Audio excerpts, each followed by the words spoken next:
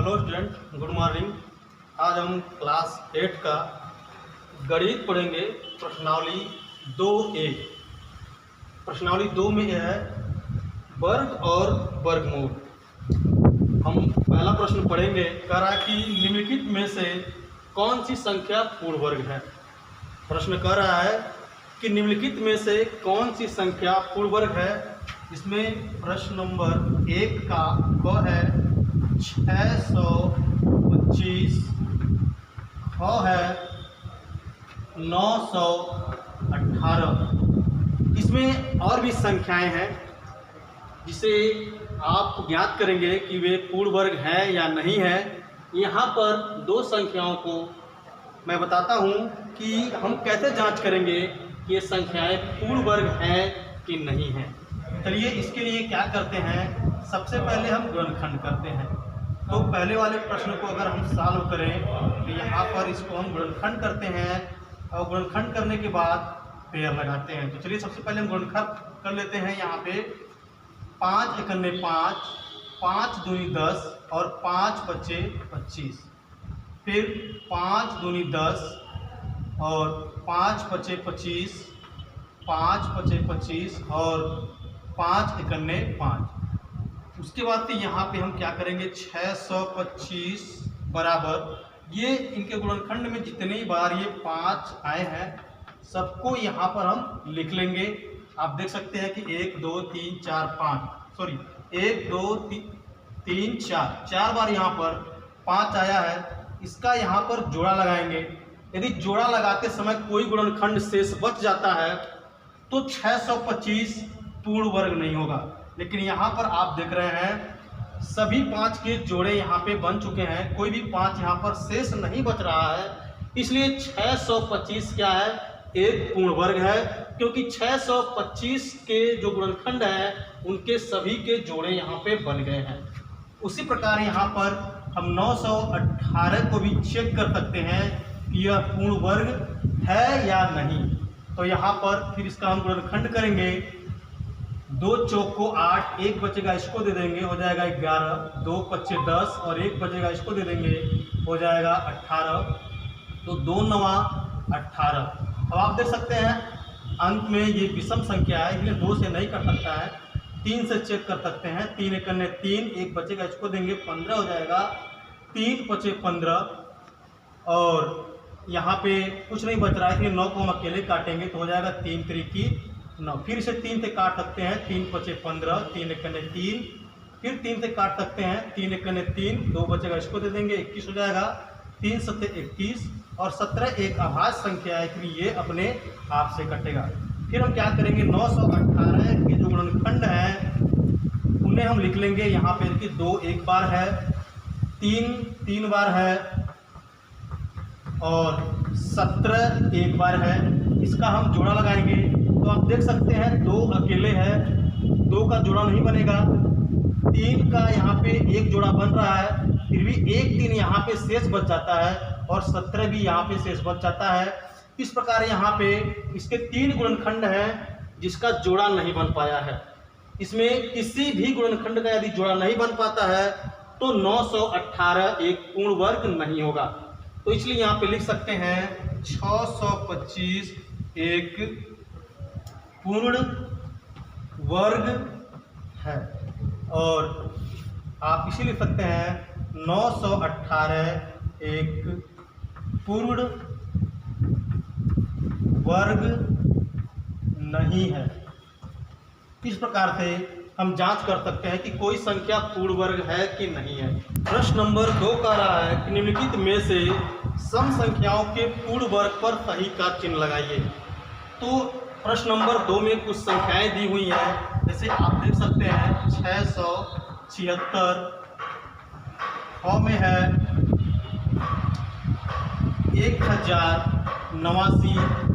इन संख्याओं को बताना है कि कौन सी सम संख्या के पूर्ण वर्ग है और कौन सी विषम संख्या के पूर्ण वर्ग है। जैसा कि मैंने कल बताया था कि सम संख्या के जो वर्ग होते हैं वो सम होते हैं और विषम संख्या के जो वर्ग होते हैं वो विषम होते हैं। तो यहाँ पे आप देख सकते हैं इसके इकाई का अंक 6 है जो कि एक सम संख्या है। ध्यान दीजिए, अगर किसी के इकाई के अंक में 0 है, 2 है, 4 है, 6 है और 8 है, यदि किसी संख्या के इकाई के अंक में, इकाई का अंक ये अंतिम अंक होता है, तो यदि इकाई के अंक में 0, 2, 4, 6, 8 होता है तो उस संख्या को हम सम संख्या कहते हैं। और यदि किसी संख्या के इकाई के अंक में 1 है, 3 है, 5 है, 7 है और 9 है तो उस संख्या को हम विषम संख्या कहते हैं। तो ये विषम संख्या होगी यदि किसी के अंत में विषम संख्या, जैसे यहाँ पे आप देख सकते हैं इसके अंत में 6, ये एक सम संख्या हो जाएगी। और यहाँ पे आप देख सकते हैं इकाई के अंक में 9 है, इसलिए 1089 एक विषम संख्या है। तो सम संख्या जो होते हैं वो सम संख्या के पूर्ण वर्ग होते हैं और विषम संख्या विषम संख्या के ही पूर्ण वर्ग होते हैं। कभी भी विषम संख्या का पूर्ण वर्ग जो होता है वो सम नहीं हो सकता और सम संख्या का पूर्ण वर्ग विषम नहीं हो सकता है। इसलिए आप यहाँ पर जितने भी प्रश्न यहाँ पे देख रहे हैं, आपके सामने यहाँ पे 676, 4489, 3844, यहाँ पे जो भी संख्याएं हैं आप देख करके पहचान सकते हैं कि कौन सी संख्या यहाँ पे सम संख्या के पूर्ण वर्ग हैं और उसी के सामने आपको टिक लगा देना है। प्रश्न नंबर यहाँ 3 है, 3 भी वही है। यहाँ पर कह रहा है कि कौन सी संख्या विषम संख्या का पूर्ण वर्ग है, उसी पर आपको चिन्ह लगाना है। तो देखिए वही चीज करना है आप, जैसे यहाँ पे जितनी भी संख्याएं आपके सामने होंगी, जैसे ये सम संख्या है तो यहाँ पर आप क्या करेंगे, सही का चिन्ह लगा देंगे। मान लीजिए ये विषम संख्या है, इस पर सही का चिन्ह लगाना है, इसके सामने क्रॉस कर देना है, फिर आगे जो सम संख्या का पूर्ण वर्ग है उसके सामने आपको ऐसे ही सही का चिन्ह लगा देना है। ऐसे इसमें भी है, इसमें कह रहा है, चलिए यहाँ पे आपको कुछ प्रश्न यहाँ भी हम लिख देते हैं। जैसे यहाँ पे 2116,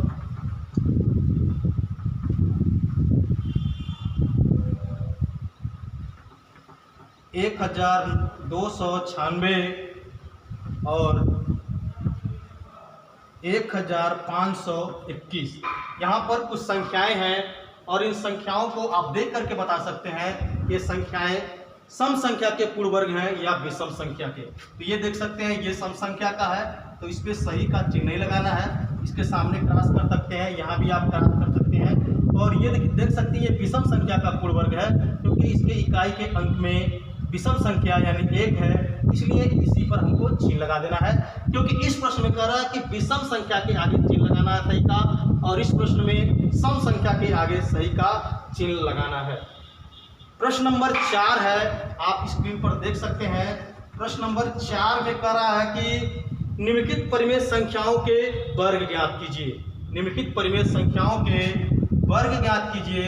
तो यहाँ पर आप देख सकते हैं पहला जो संख्या है -8, तो -8 का आपको वर्ग ज्ञात करना है। लिखेंगे -8 का वर्ग बराबर, आप यहाँ पे -8 पे स्क्वायर लगाएंगे और इसको आप -8 गुणे -8 दो बार लिखेंगे और गुणा कर देंगे। 8 × 64, माइनस और माइनस प्लस हो जाता है, इसलिए प्लस का चिन्ह यहाँ पे लिखते नहीं हो, छुपा होता है।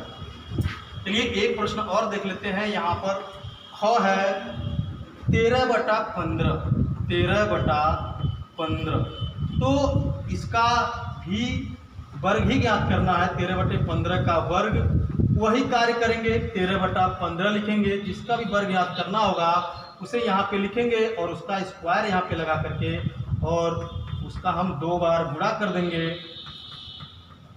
हो जाएगा 13 × 13 169 और 15 × 15 225। तो 169/225 13/15 का क्या हो गया, वर्ग हो गया। अब यहाँ पे जितनी भी संख्याएं आप स्क्रीन पर देख रहे हैं सबका पूर्ण वर्ग आप ऐसे ज्ञात कर सकते हैं।